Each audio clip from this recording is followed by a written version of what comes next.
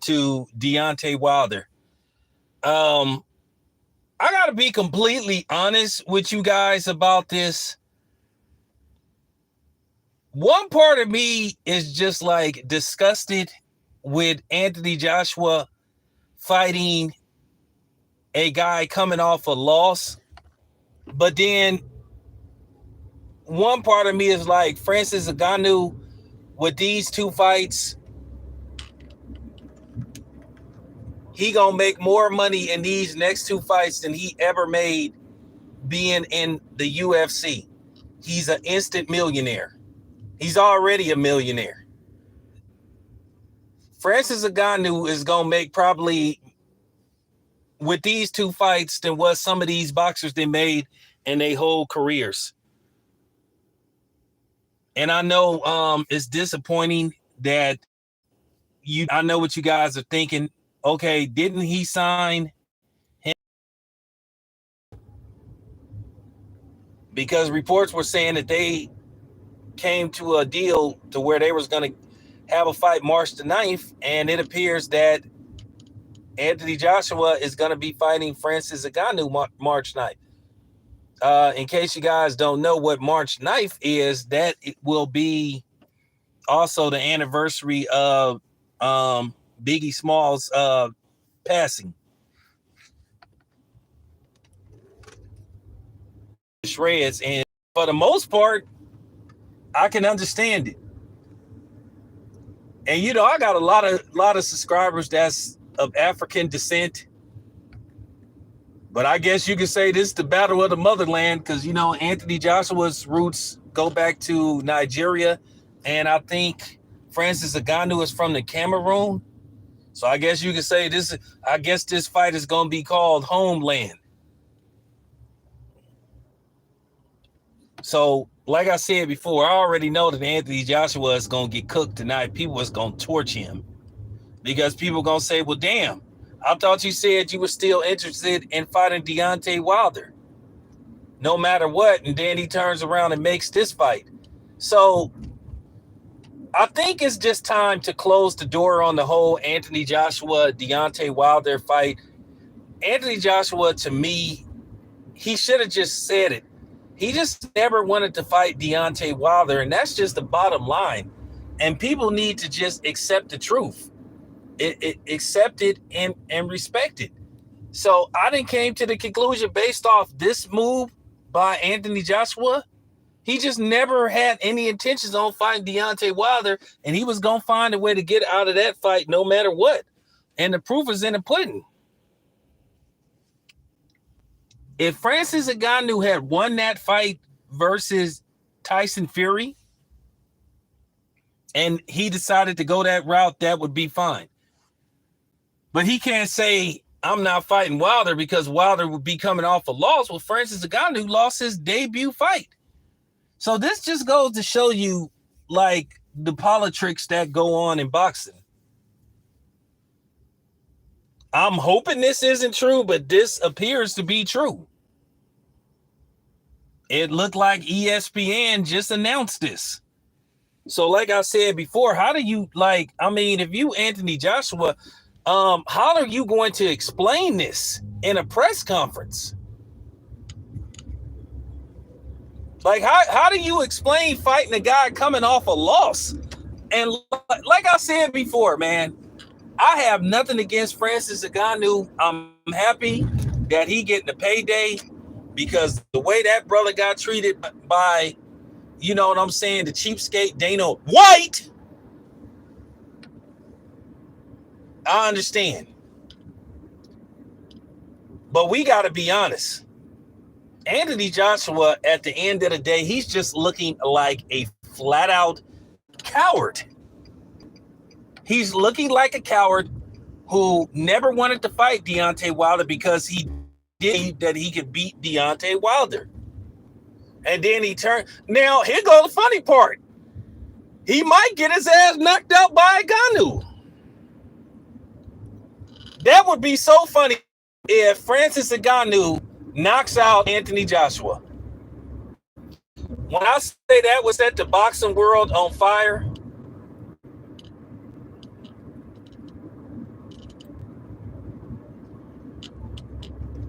And I'm gonna tell you right now, I might have to I don't know. I probably won't be able to go to that fight, but I might have to send Kobe or something. He might have to just, I don't know how much the flight gonna cost, but I might have to send Kobe out there and see what his schedule looking like and figure out how can I get him out there, because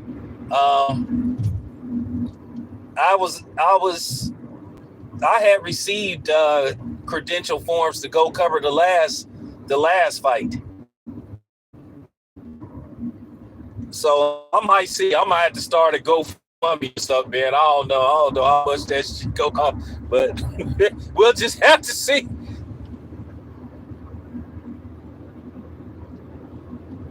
When I say this will be well, listen, this will be a gambler's dream right here, because like I said, I really hope, I'm like damn near praying that this backfires on Anthony Joshua. Because if he hurt Tyson Fury, knocked Tyson Fury out, hell, he damn sure could hurt Anthony Joshua. Think of the thing. People are going to tune into this. People are going to watch this. But like I said before, his fans are not going to be able to talk. I'm going to try to go to the Conor Ben fight next month. That's a Matchroom card. So I'm pretty sure Eddie Hearn is going to be there. And that's going to be my mission. And I already know Eddie Hearn. One thing about Eddie Hearn, he is prepared. One thing about Eddie Hearn, he is prepared. Eddie Hearn is one of them dudes. He can lie so good to where he believes his lies. You know, he is truly a dude that believes his own lies. What was that dude's name on Steinfeld? George Costanza. George Costanza came with one of the most famous quotes ever when he said, "It's not a lie if you believe it." And Eddie Hearn, I cannot wait to hear what Eddie Hearn is going to have to say regarding this. I can't wait to see how is he going to find a way to get out of explaining how this Anthony Joshua go into a fight like this. And he can't say, well, I couldn't fight Wilder because Wilder was a guy coming off a loss. Well, Francis Ngannou lost his debut fight, even though it was a spirited effort and a lot of people thought that he did enough to win. Unfortunately, he took the L. But I know what they're going to say. I already know what Eddie Hearn is going to say. Eddie Hearn is going to say, well, if you want to get technical, many people thought Francis Ngannou should have got that fight. So technically, he only lost. Eddie Hearn will say something like this. He'll say Eddie Hearn will use his accent. He only lost on paper. He only lost on paper. Most people believe he won the fight. I promise you, Eddie Hearn is going to say something like this. This is how mark my words. This is what Eddie Hearn going to say. He probably watched my interview. He probably watching my video. He gonna probably be like, he probably saying Town Biz is a genius. If Eddie, I'm telling you, man, I'm telling you guys, I'm telling you, that's what Eddie Hearn is gonna say. He gonna say something similar to that. Mark my words. What's up? Mark my words. Because people gonna say, Eddie, how do you justify a fight like this?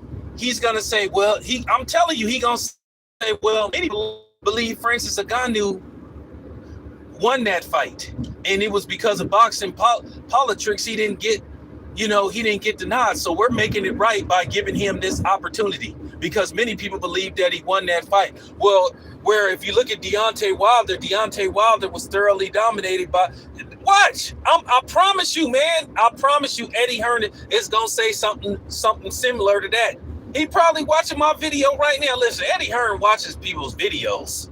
If you don't think these dudes watch these videos, I swear. And if Eddie Hearn says something similar to what I'm saying right now, y'all know where he got it from. I promise you he gonna say something similar to that. Y'all, man, y'all better recognize, man. Y'all better recognize. Y'all better recognize what's going on. I'm telling you, I'm already expecting it. I'm already expecting it. Like I said, one thing about Eddie Hearn, he is prepared. He is always prepared. It's very hard to catch Eddie Hearn off guard. Eddie Hearn is the type of, let me tell you something about Eddie Hearn. I got it. Let me explain something to you about Eddie Hearn. Eddie Hearn is the type of dude that practices in the mirror what he's going to say, which is a good thing. Nothing's wrong with that. You should always be prepared. When you giving a speech, you should always practice what you're going to say. You should always prep yourself. Like, I got an interview. Hopefully it happens tomorrow. I don't want to say who it is. I don't want to jinx it, but it's going to be a good interview. If this person comes through, we going to cook. We going to cook tomorrow. So like I said before, I promise you, I promise you, Eddie Hearn is going to say something similar to that, man. I'm telling you, man, I've been doing this way too long. I done interviewed Eddie Hearn a few times. And as much as I try to catch Eddie Hearn off guard, I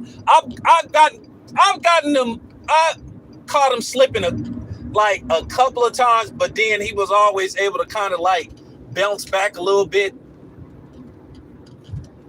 But I'm telling you right now, Eddie Hearn will be well prepared because he know people is going they gonna be like, Eddie, how in the hell do you justify this fight? But getting back to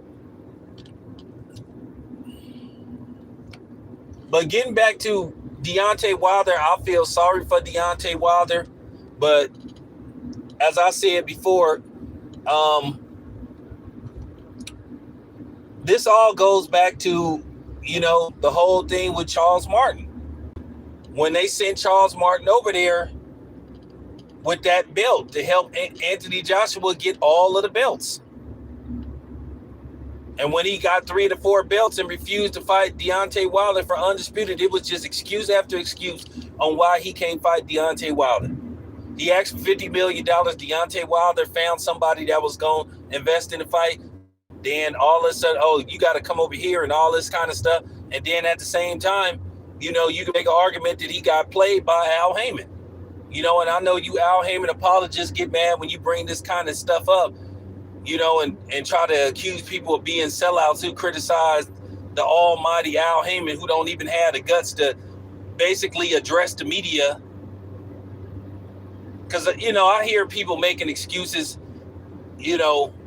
make excuses and all this kind of stuff and defend Al Haymon's actions. But then I'm saying Al Haymon screwed over Deontay Wilder, another black man. So how do you super pro-black militant Hotep niggas explain that? I need y'all to explain that to me. Then again, guys you can't really come with a logical explanation. Once again, he had 2 fighters that was pretty much in the PBC stable, which was Deontay Wilder and Charles Martin. And he let Charles Martin go over there to the zone. I know Charles Martin supposed to have got paid, X amount of money to go over there. But at the same time, you could have made that fight.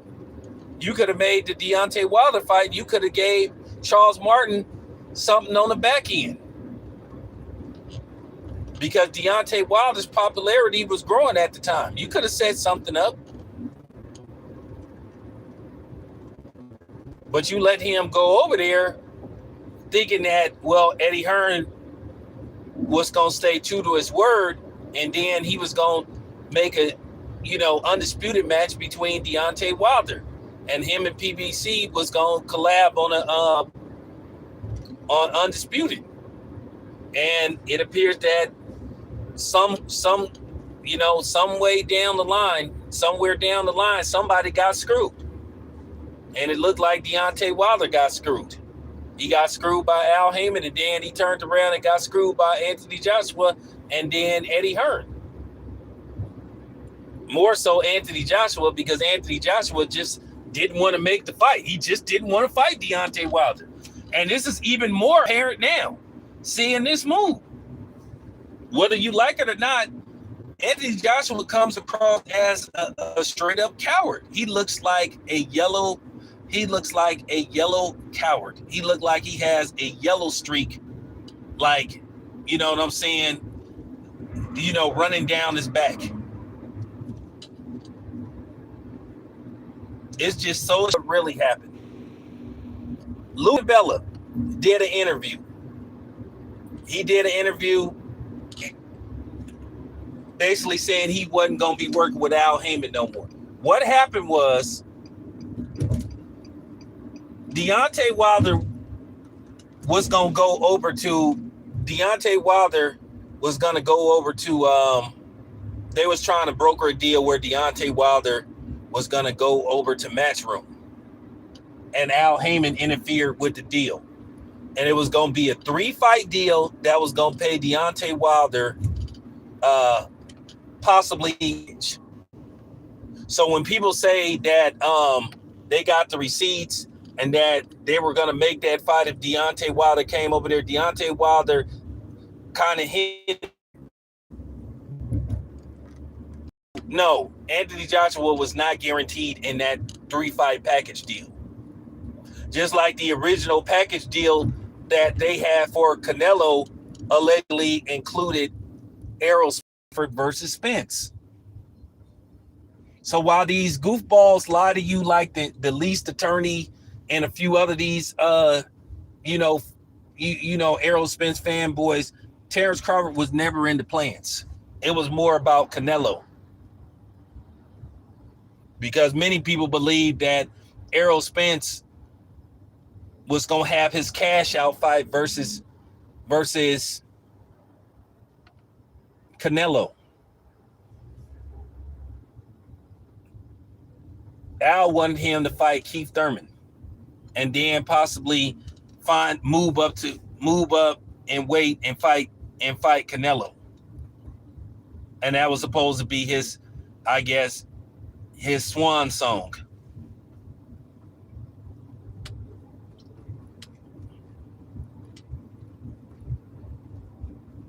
Because the first time they had Canelo, they offered Canelo pretty much the same 3-fight deal that he got now. But they gave him two different packages. But none of the packages included David Benavidez. So Canelo at the time, he decided to do the one and done. After he had beat Caleb Plant, he decided to go back to Matchroom.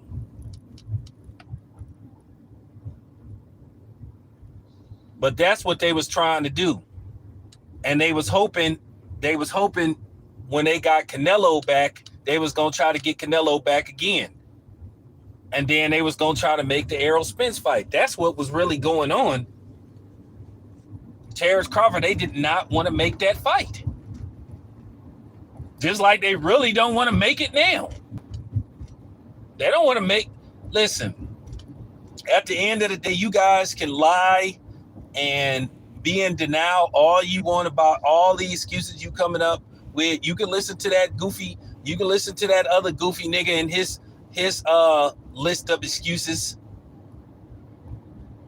of why Errol Spence lost the fight and this stuff about running mountains and all that kind of stuff. I said this before and I'm gonna say this again. It ain't Terrence Crawford's fucking job to make sure Errol Spence properly trains for a fight. The only thing Terrence got to worry about is Errol Spence making weight.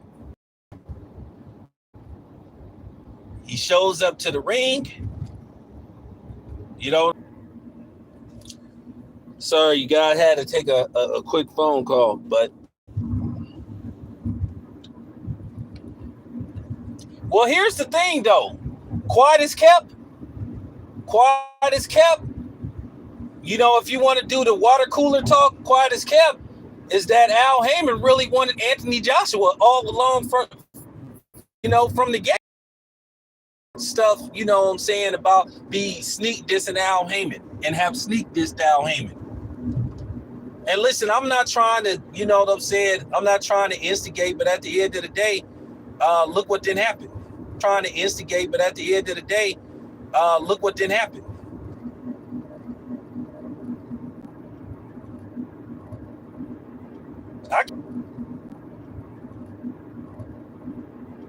I keep telling you guys, if you go against Al Haymon, if you don't listen to Al Haymon, and the funny thing is this is why these dudes be lying. All these niggas be talking about they bosses. These niggas ain't bosses. They can't even make no move unless Al Haymon approve it. And I know that to be fact, but you know, I ain't telling nobody's business, but I know that to be fact. While y'all sit up here listening to all these other niggas that be sitting up lying on their channel, I know that to be fact. And I know for a fact if you go against Al Haymon, he shelf you. He makes sure you don't fight for a long time. But then again, you super pro-black militant niggas, y'all don't never ask that question. How come we ain't seen Gary Russell Jr. in so long? How come we ain't seen Jared Hearn? How come we ain't seen, you know, J-Rock? Gary Russell Jr. ain't fought in 2 years. Ain't nothing wrong. He ain't officially retired, but y'all never ask these questions. And then at the same time, they play these games. They don't really want to make Tank versus Devin Haney because they worried about Tank losing that fight.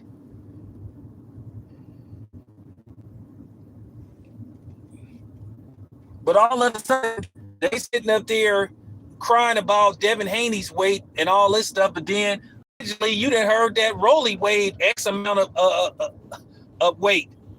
Like he weighed like he ballooned up to like an astronomical amount of weight. But like I say, the play was in from the gate. They started putting these little innuendos in from the gate.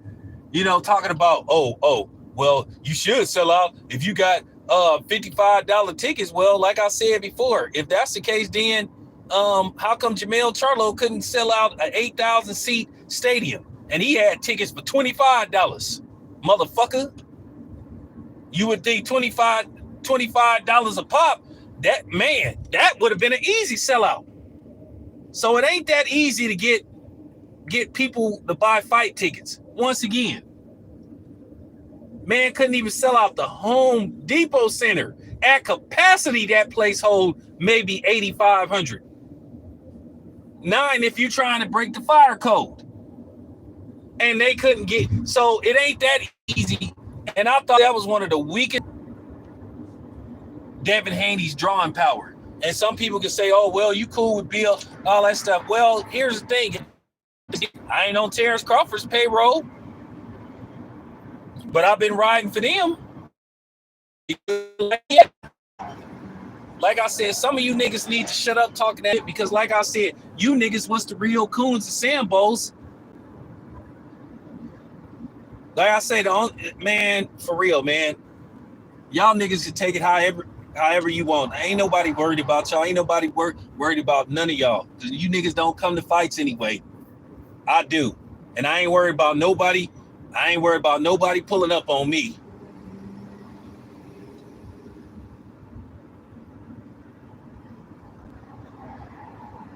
That's real.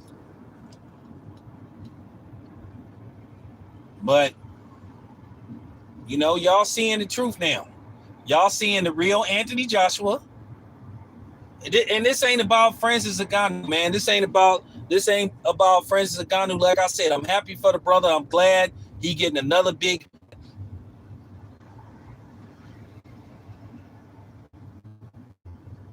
That man finna make big money. So he gonna be able to take care of his family. If he make good investments, he ain't gonna have to worry about nothing. But like I said, I'm just disappointed because now we have no. Y'all got to understand something about the heavyweight division. People get knocked out in the heavyweight stops. Knockouts happen in the heavyweight division. Ernie Shavers was stopped a couple of times. George Foreman was stopped. You hear me? You just gotta keep it a buck. So, you know, great heavyweights that ever fought got stopped one time or another or lost fights.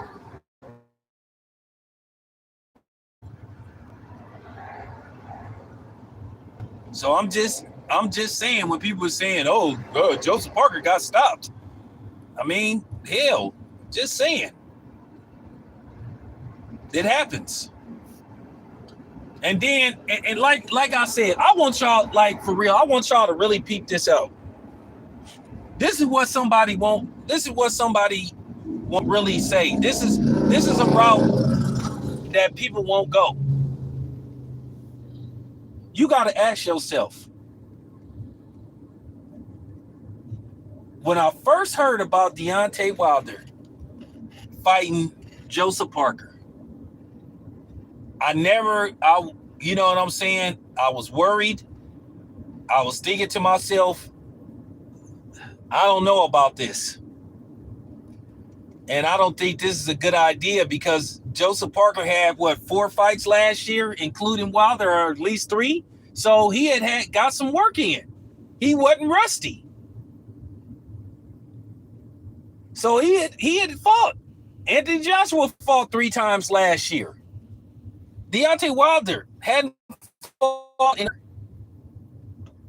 So you kind of got to do the math and be like,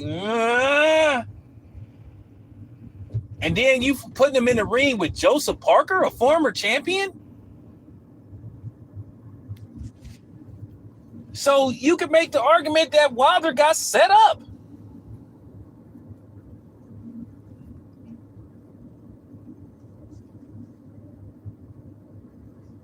You know?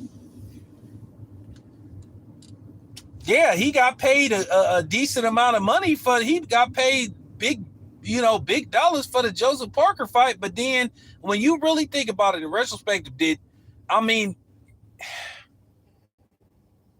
I know people was just, hoping that Deontay Wilder was going to land that right hand. But man, he couldn't Deontay Wilder's timing was just off. He was predictable. You could see him loading up. You could just see the punch coming from, and I'm not talking about Deontay Wilder. I'm not chopping him down. So don't come with that bullshit that I'm tearing Deontay Wilder down. I'm just critiquing the fight. You just saw everything that you thought could have possibly went wrong, and that fight went wrong. The only good thing that happened is that Deontay Wilder finished on his feet. He didn't get knocked out. He didn't get hurt. You know what I'm saying? He didn't get put on his ass. But logically, I was thinking, like, oh my God. I was thinking to myself, Joseph, like, oh my God. And I didn't want to say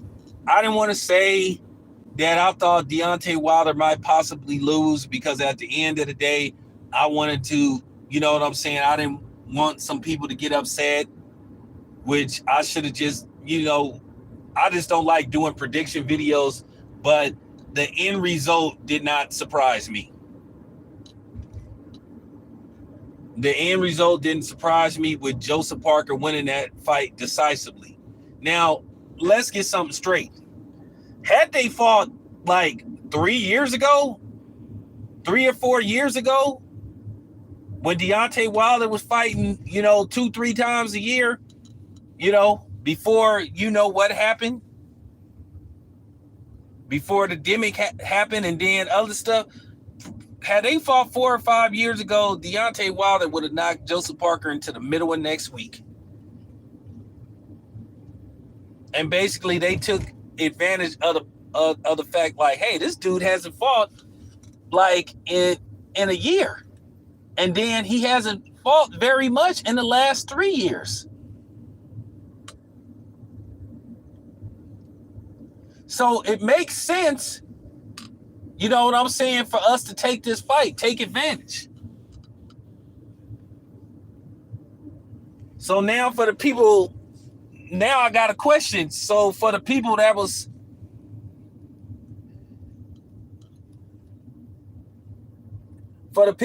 saying, well, maybe Deontay Wilder played possum to where he could get Anthony Joshua to fight him, which I wasn't finna put that out there. I wasn't even finna do, you know what I'm saying?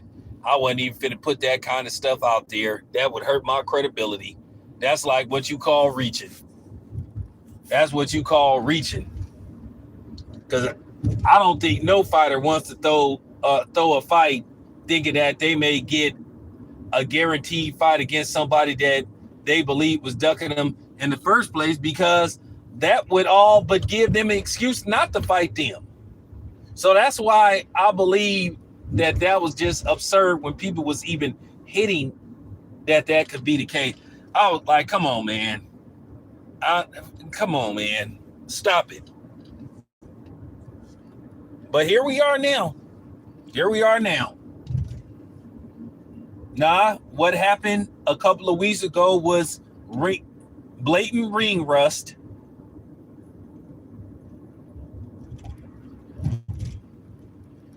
Blatant ring rust, inactivity, and then you had a dude who was active, who was in rhythm.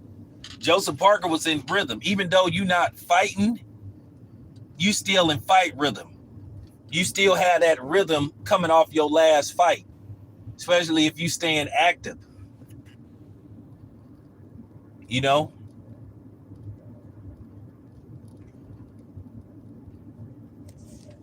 I'm sorry, you guys, if I'm too honest. I'm sorry, you guys, if I'm too honest. I'm sorry, you guys, if I don't follow a script. I'm sorry, you guys, if, you know what I'm saying, you know, I'm my own entity. I told you I never follow scripts because, like I told you, I ain't got no damn boss. I don't answer to nobody. But like I said, Anthony Joshua just sent the biggest FU to Deontay Wilder ever. He was looking for a way to finally shut the door on them ever fight. This is just basically it now. That's just basically it. The only way they fight if Ngannou knocks Anthony Joshua into the middle of next year, which could happen. Don't be surprised if you have a lot of people placing bets on Ngannou.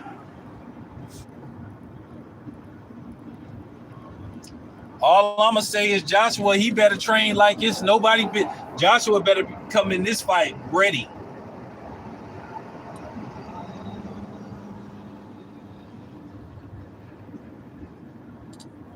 That's all I got to say. Anthony Joshua better be ready, because if he take Francis Ngannou lightly, you're gonna be hearing about one of the biggest upsets in boxing.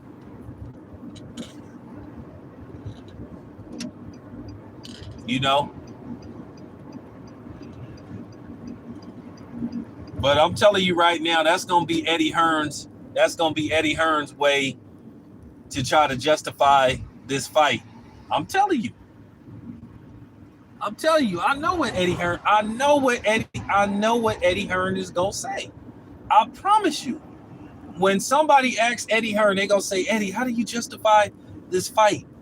How do you justify Anthony Joshua fighting the guy coming off a loss? And Eddie's gonna start talking all that stuff that he talked. He gonna say, well, if you want to be honest, most people thought that Francis Ngannou won that fight. He should have won that fight. It was a robbery. So basically what we're doing is we are rewriting the wrong that was did to Ngannou by giving him this opportunity. Watch Eddie Hearn say something like that. He gonna say, well, you know, as far as Wilder go, you know, him fighting Wilder coming off a loss. Why? Wilder was thoroughly dominated. I promise you. He gonna say what happened is Anthony Joshua is fighting the actual winner. I'm like T Grizzly, man. I do this with no effort. I do this with no effort. That's what's gonna be said, man. Mark my words, man. I don't even see how anybody at this point could even respect. I don't even see how anybody at this point could even respect Anthony Joshua. I don't see how anybody can respect Anthony Joshua at this point for just basically just looking for a way to get out of this fight. He was looking for a way out of this fight. He didn't want it with Wilder. And that's just, that's just a fact. So there you have it. Anyway, appreciate you guys. I'm gonna be back with more, but we definitely gonna talk about this. So, man, it's your boy Town. I'm out.